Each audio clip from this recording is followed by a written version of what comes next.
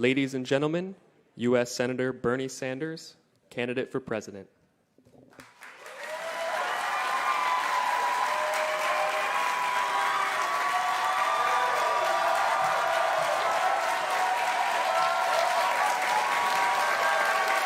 Thank you.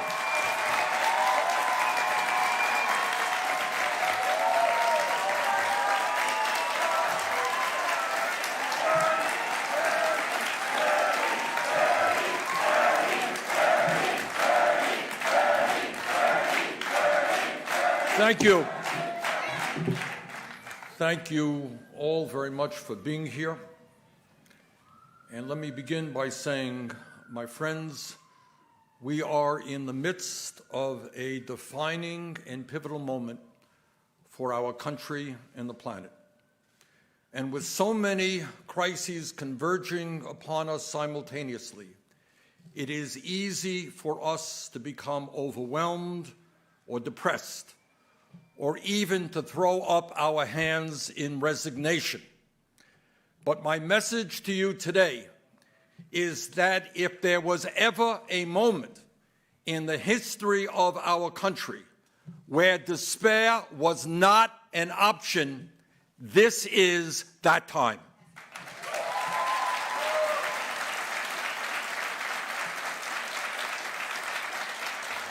If there was ever a moment where we had to effectively analyze the competing political and social forces which define this historical period, this is that time.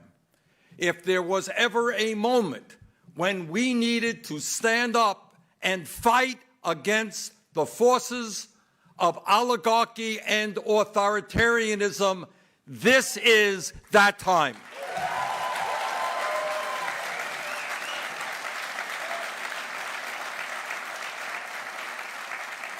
And if there was ever a moment when we needed a new vision to bring our people together in the fight for justice, decency, and human dignity, this is that time.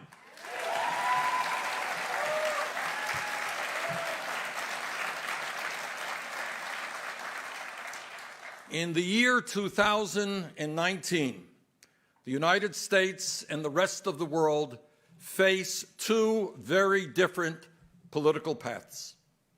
On one hand, there is a growing movement toward oligarchy and authoritarianism, in which a small number of incredibly wealthy and powerful billionaires own and control a significant part of the economy and exert enormous influence over the political life of our country.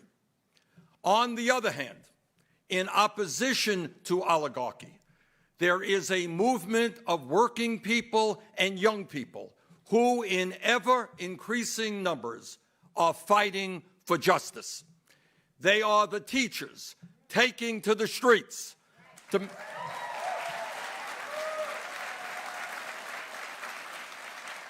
make certain that schools are adequately funded and that their students get a quality education. They are workers. They are workers at Disney, Amazon, Walmart, and the fast food industry. Standing up and fighting for a living wage of at least $15 an hour and the right to have a union.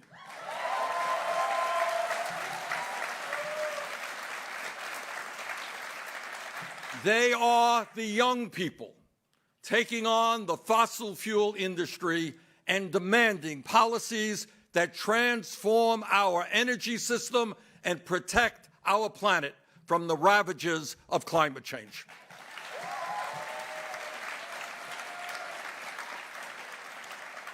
They are women who refuse to give control of their bodies to local, state, or federal politicians.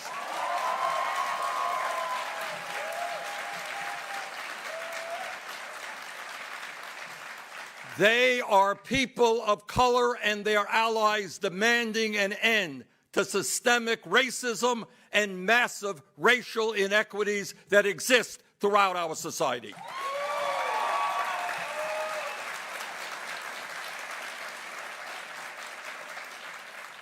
They are immigrants and their allies fighting to end the demonization of undocumented people and for comprehensive immigration reform.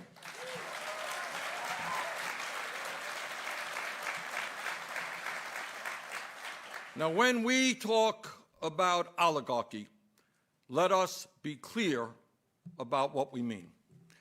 Right now, in the United States of America, 3 families control more wealth than the bottom half of our country, some 160 million Americans. The top 1% own more wealth than the bottom 92%. And 49% of all new income generated today goes to the top 1%. In fact, income and wealth inequality today is greater in the United States than in any time since the 1920s. And when we talk about oligarchy, it is not just that the very rich are getting much richer. It is that tens of millions of working-class people in the wealthiest country on earth are suffering under incredible economic hardship, desperately trying to survive. Today, nearly 40 million Americans live in poverty, and tonight, some 500,000 Americans, including many veterans, will be sleeping out on the streets. About half of our country lives paycheck to paycheck, as tens of millions of our people are an accident, a divorce, a sickness, or a layoff away from economic devastation. While many public schools throughout the country lack the resources to adequately educate our young people, we are the most heavily incarcerated nation on earth.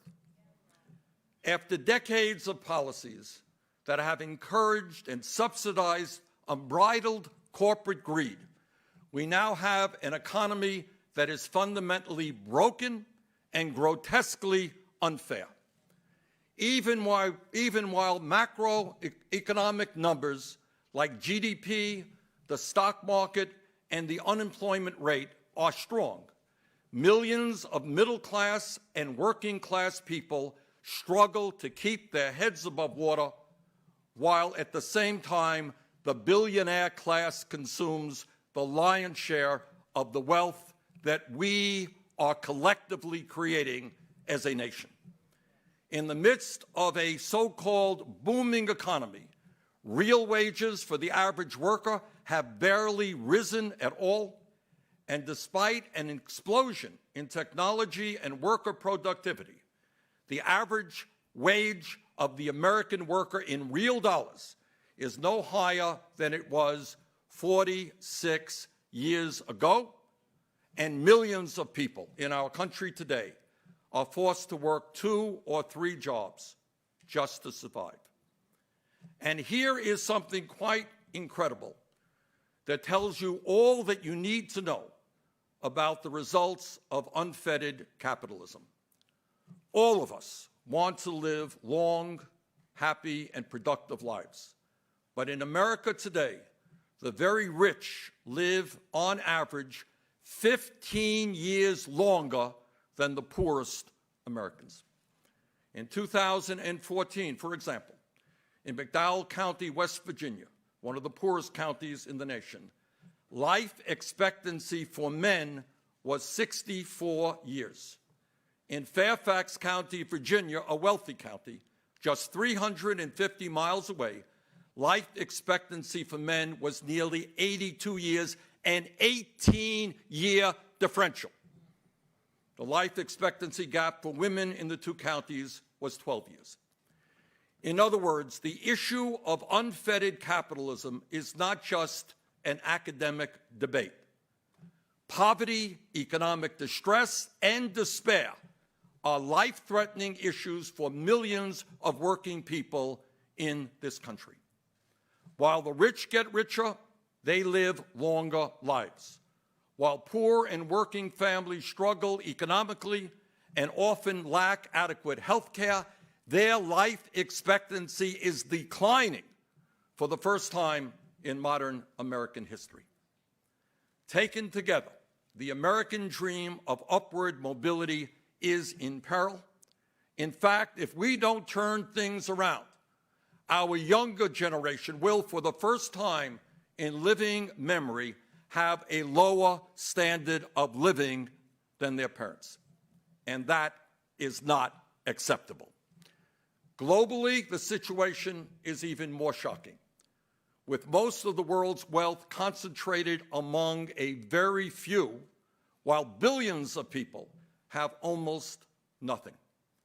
Today, the world's richest 26 billionaires, 26, now own as much wealth as the poorest 3.8 billion people on the planet, half of the world's population. But the struggle we are facing today is not just economic. Across the globe, the movement toward oligarchy runs parallel to the growth of authoritarian regimes, like Putin in Russia, Xi in China, Mohammed bin Salman in Saudi Arabia, Rodrigo Duterte in the Philippines, Jair Bolsonaro in Brazil, and Viktor Orban in Hungary, among others. These leaders meld corporatist economics with xenophobia and authoritarianism.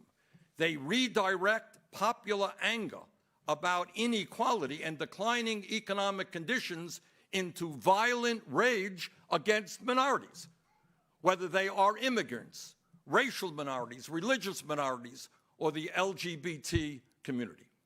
And to suppress dissent, they are cracking down on democracy and human rights. In the United States, of course, we have our own version of this movement, which is being led by President Trump and many of his Republican allies who are attempting to divide our country up and attack these very same communities. How sad it is that President Trump sees these authoritarian leaders as friends and allies. The authoritarian playbook, by the way, is not new. The challenge we confront today as a nation and as a world is in many ways not different from the one we faced a little less than a century ago during and after the Great Depression of the 1930s. Then as now, deeply rooted and seemingly intractable economic and social disparities led to the rise of right-wing nationalist forces all over the world. In Europe, the anger and despair was ultimately harnessed by authoritarian demagogues who fused corporatism, nationalism, racism, and xenophobia into a political movement that amassed totalitarian power, destroyed democracy, and ultimately murdered millions of people, including members of my own family. But we must remember that those were not the only places where dark forces tried to rise up and capture power.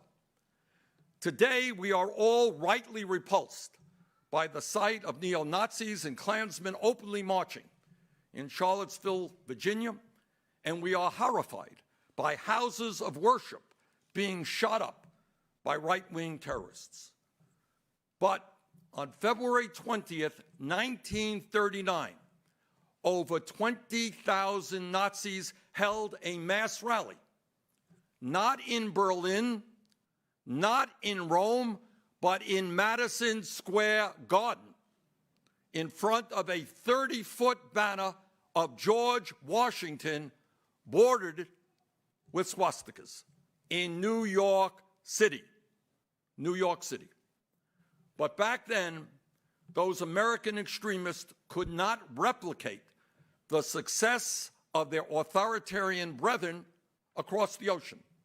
Because we in the United States, thank God, made a different choice than Europe did in responding to the era's social and economic crises. We rejected the ideology of Mussolini and Hitler, and we instead embraced the bold and visionary leadership of Franklin Delano Roosevelt, then the leader of the progressive wing of the Democratic Party.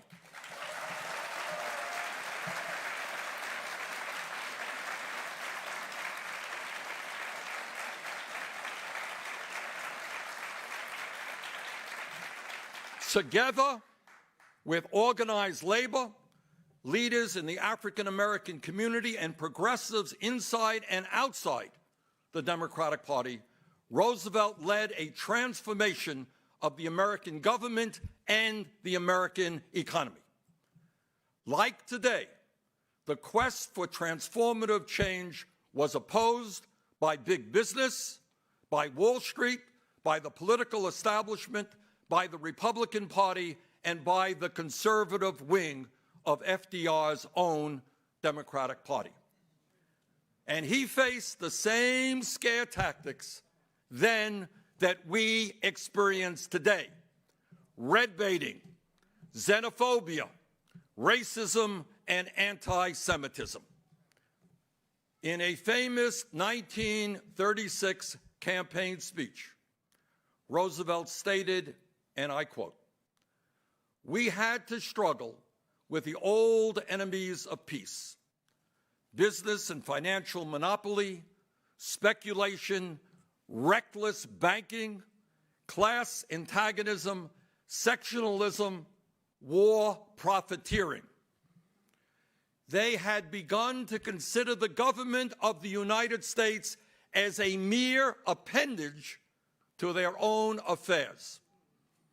We know now that government by organized money is just as dangerous as government by organized mob.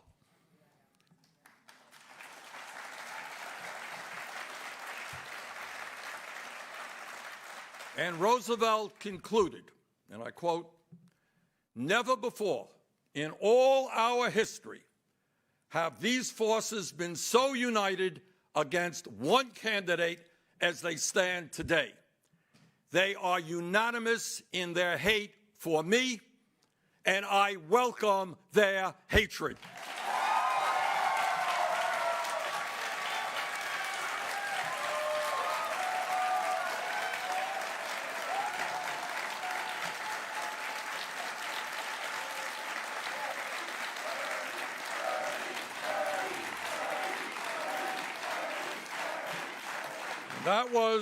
That was FDR in 1936. Now, although it does sound, I must say it does sound a little contemporary, doesn't it? Despite that opposition, by rallying the American people, FDR and his progressive coalition created the New Deal, won 4 terms, and created an economy that worked for all and not just the few. Today, New Deal initiatives like Social Security, unemployment compensation, the right to form a union, the minimum wage, protection for farmers, regulation of Wall Street, and massive infrastructure improvements are considered pillars of American society.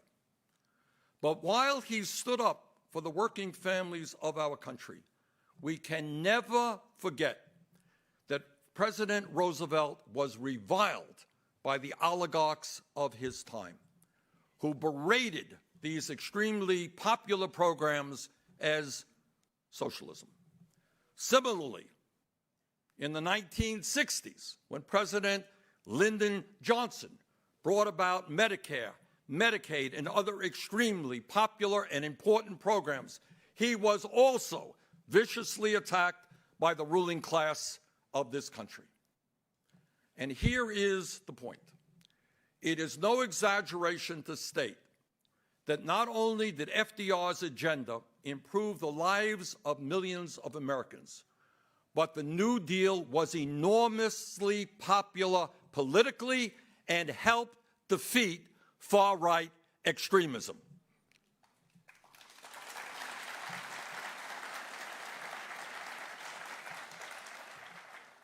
For a time.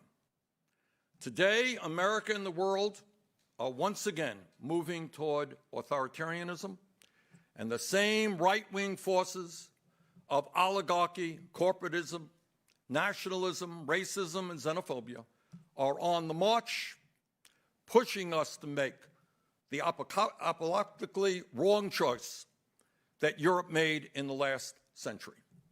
Today, we now see a handful of billionaires with unprecedented wealth and power. We see huge private monopolies operating outside of any real democratic oversight and often subsidized by taxpayers, with the power to control almost every aspect of our lives. They are the profit-taking gatekeepers of our healthcare, our technology, our finance system, our food supply, and almost all of the other basic necessities of life. And let us name them. They are Wall Street, the insurance companies, the drug companies, the fossil fuel industry, the military-industrial complex, the prison-industrial complex, and giant agribusiness.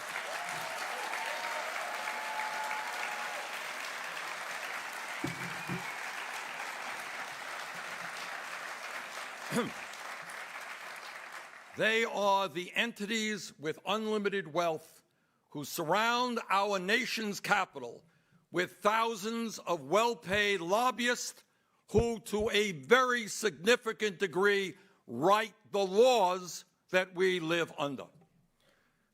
Today, we have a demagogue in the White House who, for cheap political gain, is attempting to deflect the attention of the American people away from the real crises that we face, and instead is doing what demagogues always do, and that is to divide people up and legislate hatred.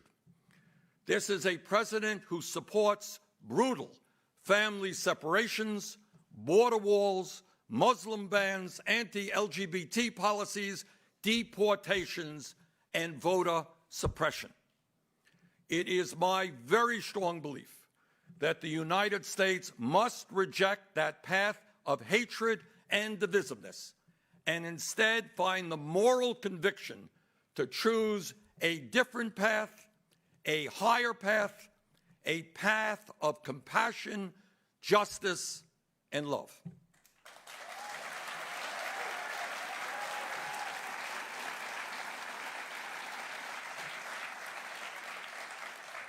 And that is the path that I call democratic socialism.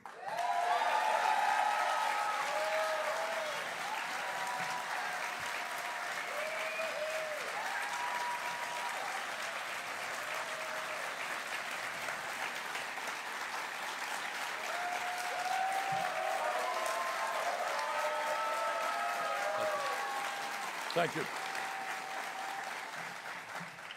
Over 80 years ago, Franklin Delano Roosevelt helped create a government that made transformative progress in protecting the needs of working families. Today, in the second decade of the 21st century, we must take up the unfinished business of the New Deal and carry it to completion.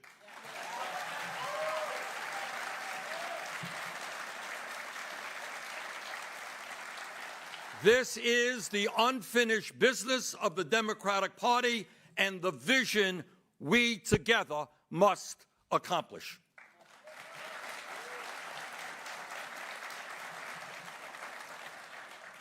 In order to accomplish that goal, it means committing ourselves to protecting political rights, to protecting civil rights, and to protect economic rights for all of the people in our country.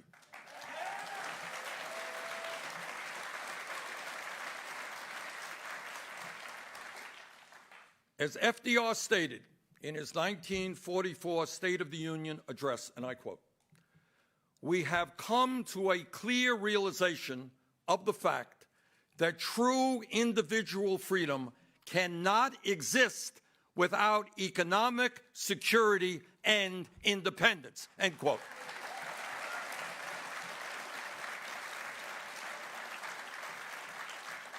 Today, our Bill of Rights guarantees the American people a number of important constitutionally protected political rights. And while we understand that these rights have not always been respected, and we have so much work to do in order to protect those rights, we are proud that our Constitution guarantees freedom of religion, freedom of expression, freedom of assembly, a free press, and other rights, because we understand that we can never have true American freedom unless we are free from authoritarian tyranny.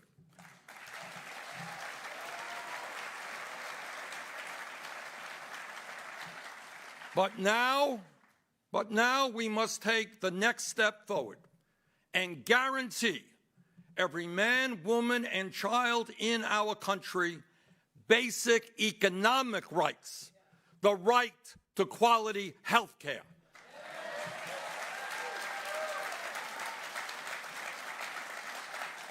the right to as much education as one needs to succeed in our society, the right to a good job that pays a living wage, the right to affordable housing, the right to a secure retirement, and the right to live in a clean environment.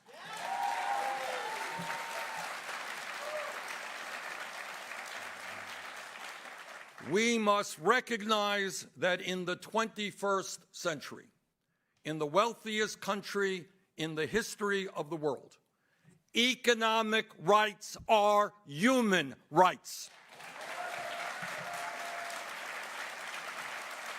And that is what I mean by democratic socialism.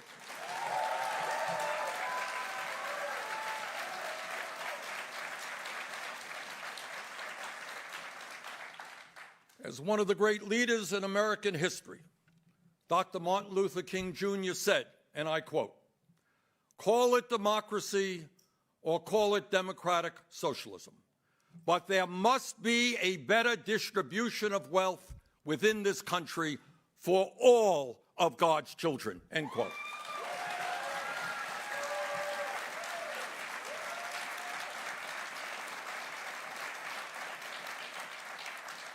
To realize this vision, we must not view America only as a population of disconnected individuals.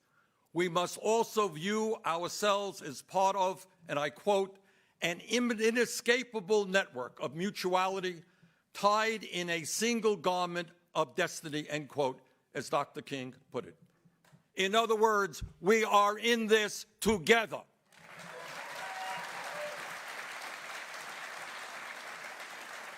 We must see ourselves as part of one nation, one community, and one society, regardless of race, gender, religion, sexual orientation, or country of origin.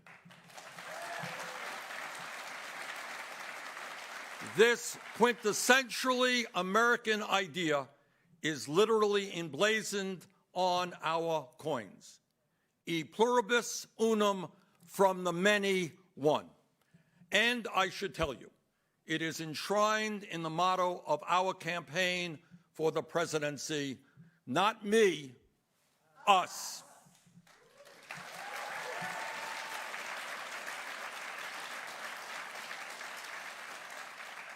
Let me be clear. I do understand that I and other progressives will face massive attacks from those who attempt to use the word socialism as a slur. But I should also tell you that I have faced and overcome these attacks for decades, and I am not the only one.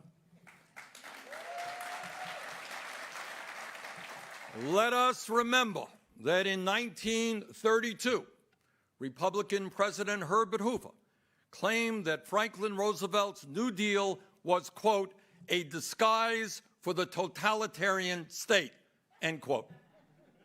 In 1936, former Democratic New York governor and Democratic presidential candidate Al Smith said in a speech about FDR's New Deal policies, quote, just get the platform of the Democratic Party and get the platform of the Socialist Party and lay them down on your dining room table side by side, end quote.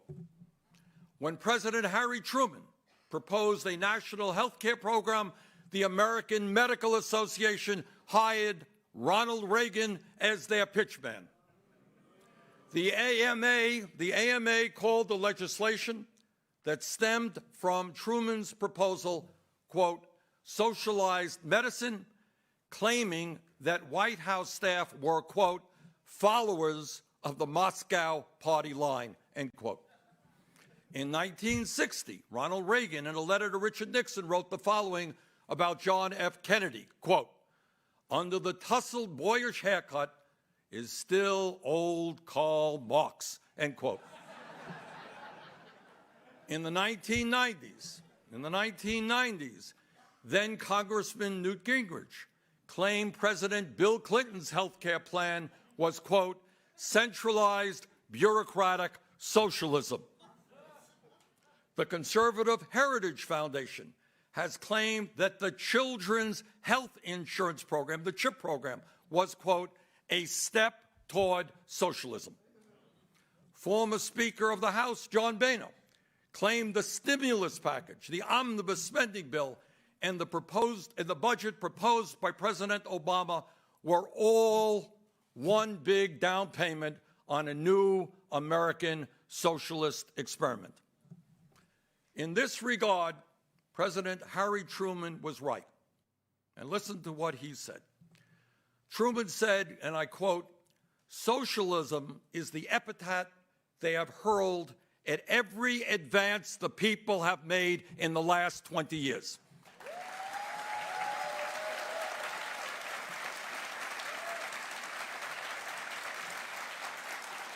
And this is Truman. This is a quote from Harry Truman.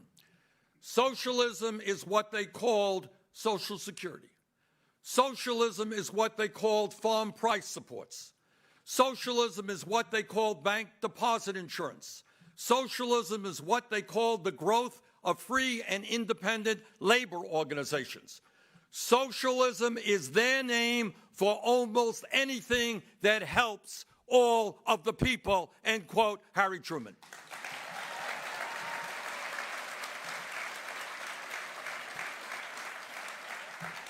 Now, let us be very clear. While President Trump and his fellow oligarchs attack us for our support of democratic socialism, they don't really oppose all forms of socialism.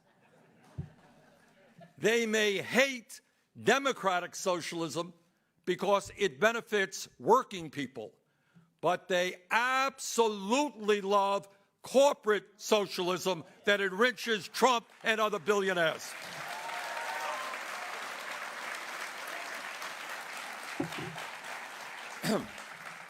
Let us never forget the unbelievable hypocrisy of Wall Street, the high priests of unfettered capitalism. In 2008, after their greed, recklessness, and illegal behavior created the worst financial disaster since the Great Depression, with millions of Americans losing their jobs, losing their homes, losing their life savings, Wall Street's religious adherence to unfettered capitalism suddenly came to an end. Overnight, Wall Street became big government socialists and begged for the largest federal bailout in American history, some $700 billion from the Treasury and trillions in support from the Federal Reserve. But it's not just Wall Street that loves socialism when it works for them. It is the norm across the entire corporate world. The truth is, corporate America receives hundreds of billions of dollars in federal support every single year, while these very same people are trying to cut programs that benefit ordinary Americans. If you are a fossil fuel company whose carbon emissions are destroying the planet, you get billions in government subsidies, including special tax breaks, royalty relief, funding for research and development, and numerous tax loopholes. If you are a pharmaceutical company, you make huge profits on patent rights for medicines that were developed with taxpayer-funded research. If you are a monopoly like Amazon, owned by the wealthiest person in America, you get hundreds of millions of dollars in economic incentives from taxpayers to build warehouses, and you end up paying not one penny in federal income taxes. If you are the Walton family, the wealthiest family in America, you get massive government subsidies because your low-wage workers are forced to rely on food stamps, Medicaid, and public housing in order to survive, all paid for by taxpayers. If you are the Trump family,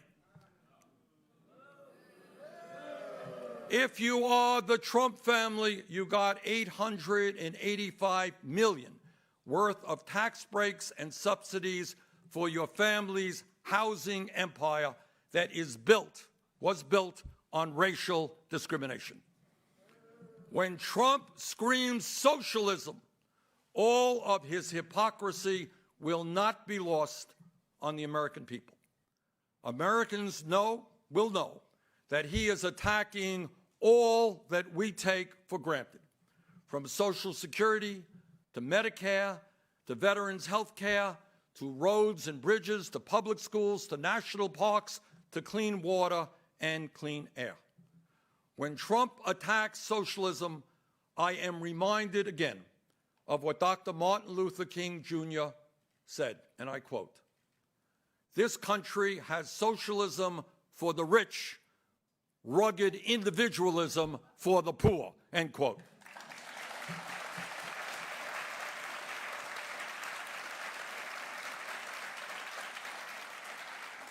And that is the difference between Donald Trump and me. He believes in corporate socialism for the rich and powerful. I believe in a democratic socialism that works for the working families of this country.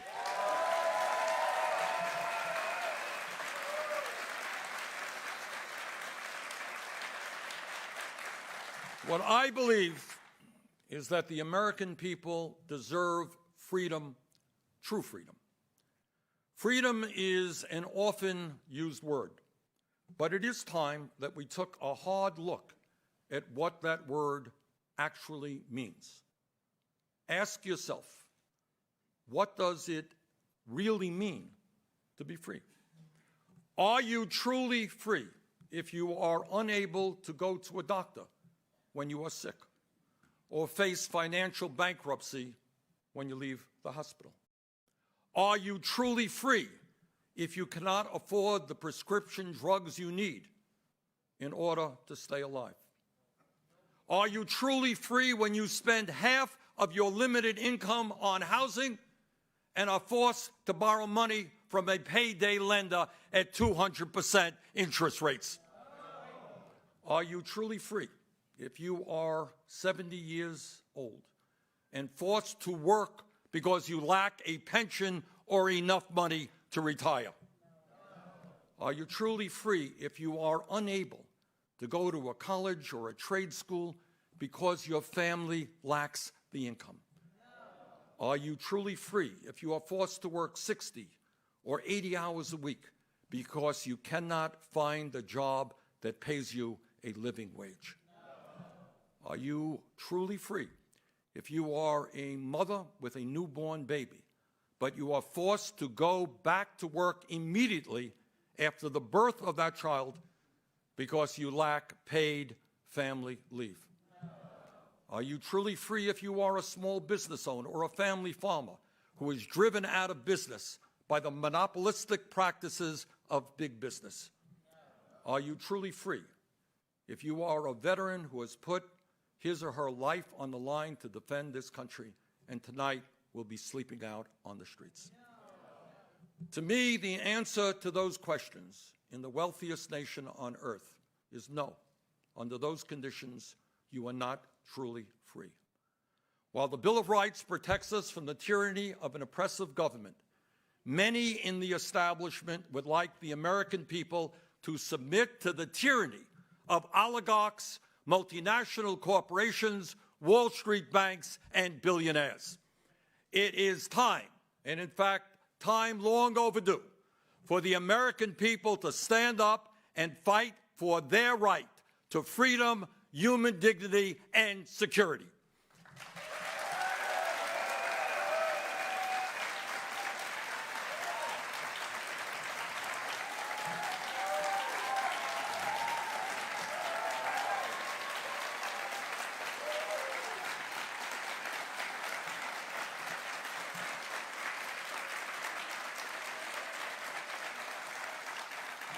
And that is the core of what my politics and what this campaign is all about. In 1944, FDR proposed an economic Bill of Rights, but he died a year later and was never able to fulfill that vision. Our job, 75 years later, is to complete what Roosevelt started. And that is why today I am proposing a 21st century economic Bill of Rights.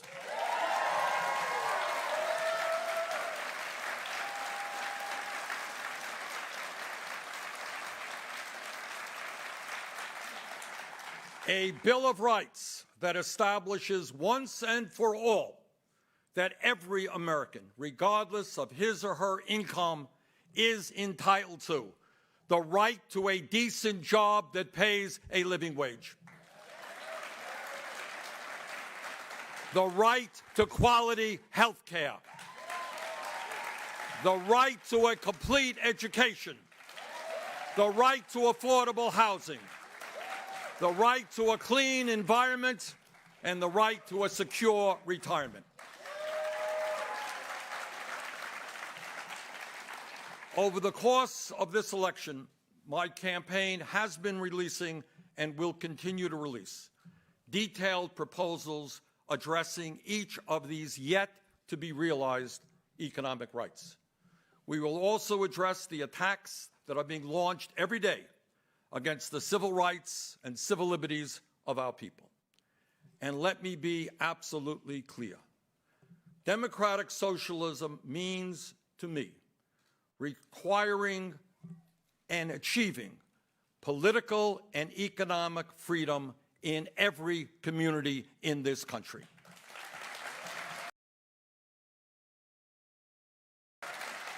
And let me be very, very clear as well when I state that the only way we achieve these goals is through a political revolution. A revolution in which millions of people get involved in the political process and reclaim our democracy by having the courage to take on the powerful corporate interests whose greed is destroying the social and economic fabric of our country.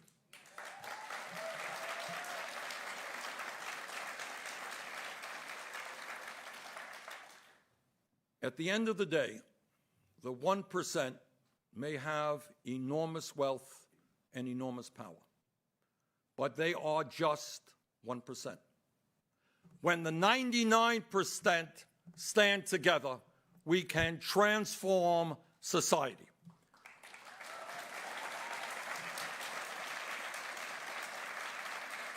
My friends, these are my values, and that is why I call myself a Democratic Socialist.